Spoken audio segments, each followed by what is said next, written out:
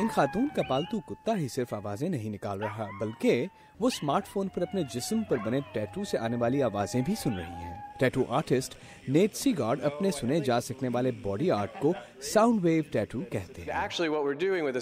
ہم sound wave tattoo کو پڑھنے کے لیے ایپ میں موجود تصویری شناخت کی صلاحیت کا استعمال کر رہے ہیں جو ٹیٹو کو پہچان کر اس کی آواز کو بجاتا ہے۔